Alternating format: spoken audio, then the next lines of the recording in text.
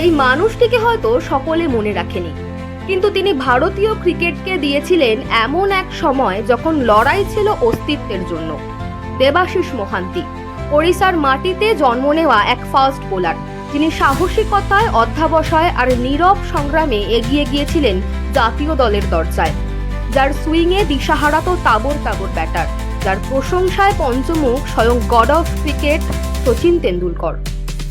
1997 সালে তিনি যখন ভারতের জার্সি গায়ে চাপালেন, তখন কেউ ভাবতেও পারেনি এক সাধারণ ঘরের ছোট শহরের ছেলে 145 কিলোমিটার গতিতে বল করে চমকে দেবে বিশ্বের সেরা ব্যাটসম্যানদের।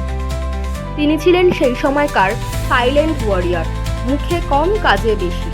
1999 সালের ওয়ার্ল্ড কাপ স্কোয়াডে স্থান পেয়েছিলেন, ভরসার প্রতীক ছিলেন অধিনায়কের কাছে।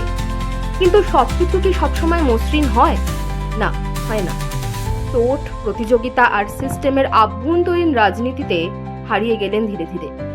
তবু থেমে যাননি মোহান্তি।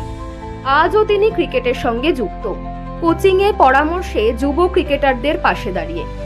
যেখানে থেমে গেছে তার কেরিয়ার, সেখান থেকেই শুরু হয়েছে অনেক তরুণের স্বপ্ন। এটাই দেবাশিস মোহান্তি। না পাওয়া নিয়ে কান্না নয়, যা পেয়েছেন তা নিয়েই তিনি গড়ে তুলেছেন এক প্রেরণার গল্প। একটাই বার্তা দিয়েছেন, জীবন যদি চ্যালেঞ্জ ছুড়ে দেয়, তোমাকে লড়াই করতেই হবে, থামা চলবে না। দেবাশিস মোহান্তি নামটা হয়তো হারিয়ে গেছে সময়ের পাতায়, কিন্তু তার লড়াই চিরকাল মনে থাকবে।